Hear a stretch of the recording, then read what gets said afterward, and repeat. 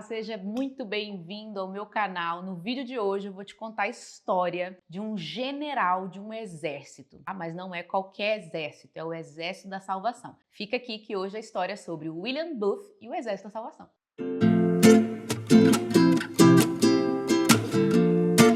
Olha, eu tô gravando esse vídeo aqui pra você hoje e eu quero inclusive dedicar esse vídeo pra minha turma que tá indo comigo agora em outubro para o intercâmbio lá na Inglaterra, na cidade de Bournemouth. É um intercâmbio só sobre história da igreja no Reino Unido. E esse conteúdo daqui tem a ver uma aula que eu preparei muito carinhosamente para essa turma, porque a gente está estudando a história da igreja na Inglaterra. Não sei se você conhece ou já ouviu falar do William Booth e o Exército da Salvação, que é muito famoso, muito famoso. Eu viajo para vários lugares que eu vou, eu encontro ou algum lugar do Exército da Salvação ou questões de brechós. Você já conhece o Exército da Salvação? Comenta aqui pra mim se é algo novo pra você ou se é algo que você já conhecia, tá? Então, esse ano eu tô indo pra Inglaterra e vou lá conhecer algumas coisinhas lá do Exército da Salvação que começou lá na Inglaterra, em Londres. Então, se você nunca ouviu falar do William Booth, já vou te contar. Ele era um pregador metodista e evangelista itinerante, junto com a esposa dele, que também é muito famosa na história da igreja,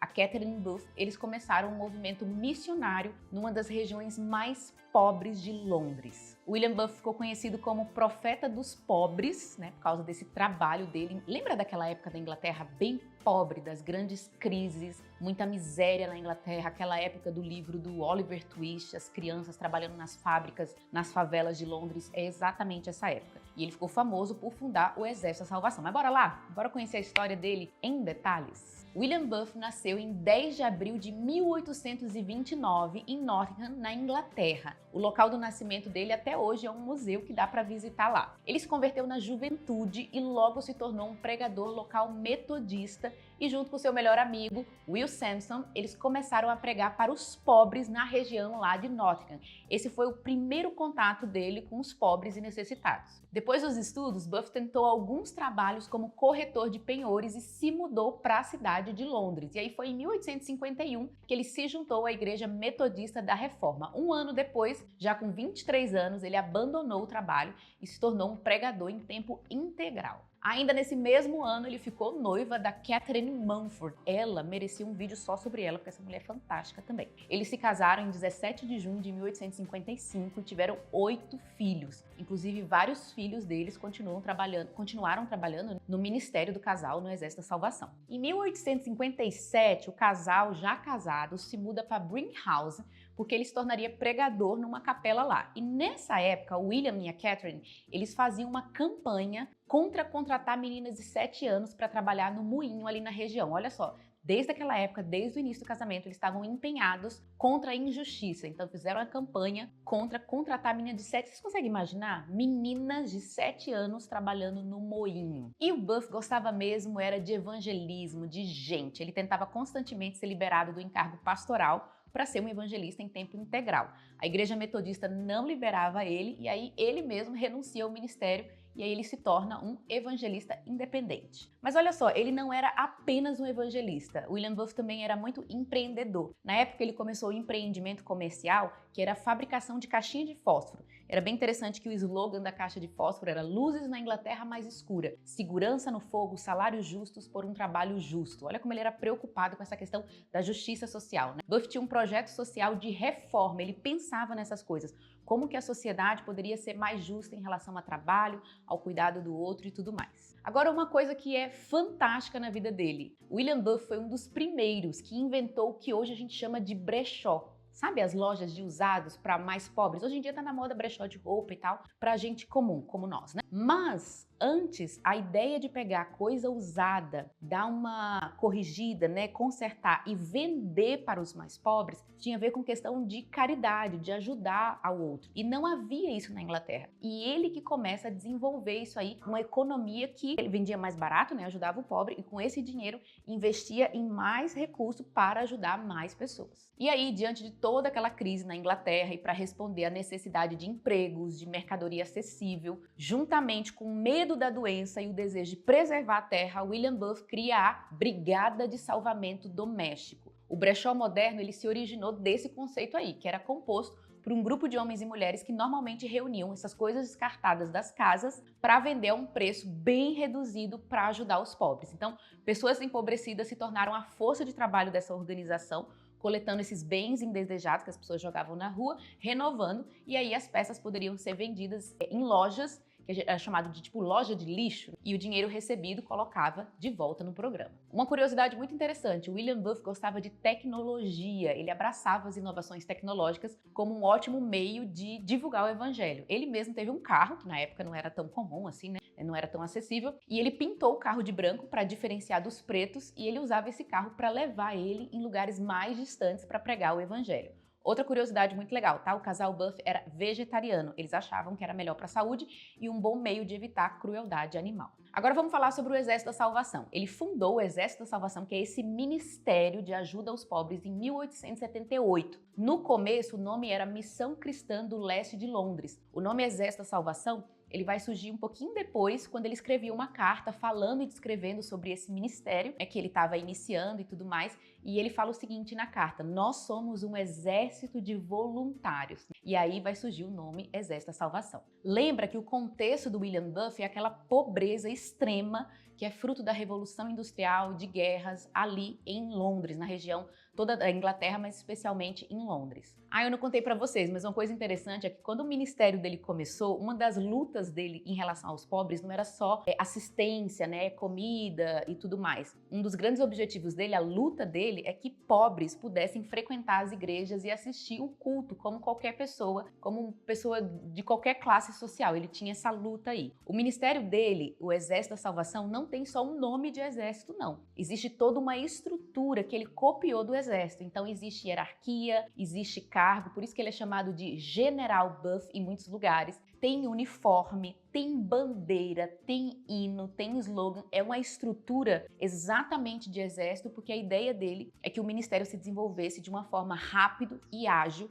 para ajudar os pobres. A participação de mulheres foi algo inovador e precursor na época. Então, mulheres no Exército da Salvação ocupavam sim cargos de liderança que eram mais comuns na época só para homens. E uma coisa que é incrível é que o Ministério Exército da Salvação alcançou os inalcançáveis na época, quem nunca era alvo do evangelho e de uma preocupação social. As prostitutas, ladrões, moradores de rua, bêbados, crianças e órfãos. William Buff também escreveu alguns livros. Olha, ele compunha música também, depois a gente vai ver que música é uma das características lá do Ministério do Exército da Salvação. Mas em 1880, ele publicou o livro A Inglaterra Sombria, Como Sair Dela. Essa obra lançava luz sobre o sofrimento dos pobres na Inglaterra. E o Buff recebeu um doutorado honorário da Universidade de Oxford em 1907, um prêmio que só é dado a artistas e personalidades inglesas muito importantes. Então ele é um homem muito importante na Inglaterra. O Exército da Salvação foi um ministério que cresceu tanto que foi para a América e chegou inclusive no Brasil. Ele chegou no Brasil em 1922. A primeira instalação foi em 1928 na cidade de Santos.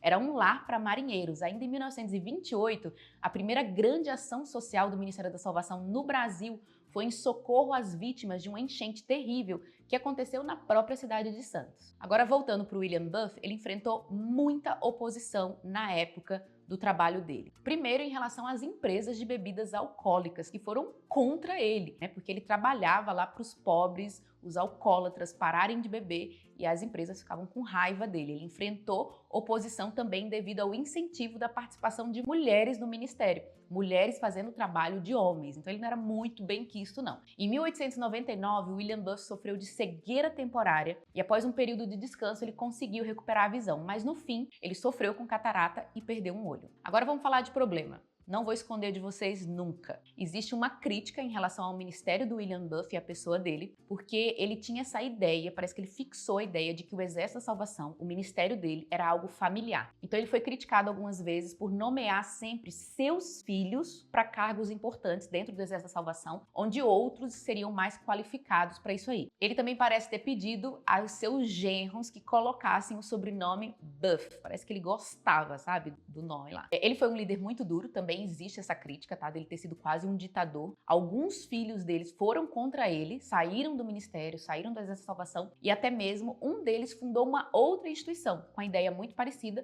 mas com a forma de trabalhar diferente. O famoso evangelista Moody criticou também o ministério e considerava ele uma ameaça à igreja local, porque ele era uma instituição para-eclesiástica, né, mais independente. Agora vamos falar de coisa boa. Uma curiosidade importante: muitos salvacionistas era o nome dos voluntários que trabalhavam por Exército da Salvação, ajudaram muitos judeus na época do nazismo. O nome de algum deles, inclusive, está lá em Jerusalém, no Jardim dos Justos, né, como um agradecimento do povo judeu ao trabalho feito na época do nazismo. O Exército da Salvação também gostava muito de música até hoje. Se você entrar no site deles, porque eles existem até hoje, vocês sabem, né? Espalhado pelo mundo inteiro. Existe muito incentivo à música, bandas de metais e tudo mais. O próprio William Buff escreveu alguns hinos, gostava de música e isso foi transmitido para o ministério também. E aí, em 20 de agosto de 1921, aos 83 anos, morre o General Buff. Após sua morte, seu filho ocupou seu lugar, né? Foi realmente uma dinastia ali. E numa pesquisa da BBC, ele está entre os 100 maiores britânicos da história. Pesquisa aí, ó, entre cristãos e não cristãos. Gente, assim, é incrível a gente pensar que um homem, né, um casal com esse amor pelos pobres, o coração de Deus em relação aos pobres, deixou um legado tão grande. Eu tô entrando aqui no site oficial do Exército da Salvação, que é salvationarmy.org, em inglês, o oficial mesmo. As estatísticas são, assim, incrível. A gente tá contando a história de um ministério que existe até hoje e que até hoje tem muitos frutos na área social mesmo. Então, é uma instituição cristã. Olha só, países onde o Exército da Salvação está, mais de 130 países, eles têm mais de 16 mil oficiais ativos, mais de 100 mil funcionários, mais de 1 milhão de soldados, esses soldados voluntários, né? E aqui tem um número absurdo, mais de 1,5 milhão de pacientes em hospitais e clínicas do Exército da Salvação. 134 mil pessoas participam de programas para refugiados só em 2022. Eles têm casas para pessoas com deficiência, casa para idosos, lares infantis, centros de acomodação para moradores de rua, como eu falei, hospital, trabalham com emergência pós-desastre, programa de refugiados, programa de dependência química, escolas e faculdades. É muita coisa que o Exército da Salvação faz até hoje. E no site tem os países, todos os países que eles estão e desde quando eles estão. Olha, até olhando aqui o site, algo que eles também trabalham, né, é antitráfico e escravidão moderna. Também tem trabalhado a questão de mulheres, jovens e crianças. É muita coisa, é muito legal. Conta pra mim, você já foi em algum brechó do Exército da Salvação? Já ligou pro Exército da Salvação para fazer doação? Conhece? Na sua cidade tem? Agora deixa eu te contar só uma coisinha que eu descobri recentemente, porque quando eu preparo esse conteúdo aqui, eu dou aquela pesquisada em livros, sites oficiais e tudo mais. E aí eu descobri a história de uma mulher que veio da Noruega como missionária pro Brasil na década de 30, 1930. Ela vem pro Brasil. O nome dela é Helene Londal, é uma norueguesa que se dispõe a trabalhar para Jesus como missionária e uma necessidade que apresentam para ela é o Brasil. Ela vem para o Brasil como missionária do Exército da Salvação e trabalha na região de São Paulo. A história conta um pouquinho da fonte que eu achei lá, ela trabalhou com prostitutas em São Paulo. Então a gente tem muita história, tem muita coisa guardada que a gente nem sabe que existe, sabe? Então eu fiquei impressionada que eu achei num site e, inclusive, assim, esse vídeo eu não sei onde ele chega, né? Se você conhece a história dessa mulher, se você conhece alguém que trabalha no Exército da Salvação, diz que essa mulher foi uma grande influência, inclusive na USP, com trabalho social, uma cristã, uma mulher temente a Deus, na década de 30, muito jovem, ela se dedicou completamente. Se eu não me engano, ela era até chamada de mãe por alguns pobres e pessoas ali da região de São Paulo, capital. Se você conhece ou sabe alguma coisa, ou alguém que saberia, manda pra mim, tá? Vou deixar até o meu e-mail de contato aqui, porque às vezes vocês têm acesso a mais documentos aí do que eu e a gente pode ir descobrindo junto coisas da história da igreja aqui no nosso país, no nosso estado. É isso, se você gostou desse vídeo, não deixa de comentar, é muito importante para mim você comentar, não esquece de curtir e compartilhar. E se você ama a história da igreja, lembra que eu tenho um curso só de história da igreja, você pode adquirir ele agora mesmo na Escola Convergência, História da Igreja, de Atos até os dias atuais. Também quero indicar para vocês a agência Intercâmbio Cristão, que eu falei no início do vídeo, né? Fui ano passado para a Inglaterra fazer um intercâmbio com eles e esse ano a gente está levando uma turma bem legal para fazer intercâmbio, estudar inglês e aprender sobre a história da igreja lá no Reino Unido, né? A gente vai para Gales, vai para Londres, vai conhecer muita coisa na Inglaterra e na nossa programação tá a gente conhecer pessoalmente um oficial, né, um soldado que trabalhou para o Exército da Salvação lá na Inglaterra. Vai ser muito legal, tô com muita expectativa. E me segue no Instagram, né, porque eu vou postar tudo isso aí, quem sabe você não acompanha. É isso. Um abraço, fui!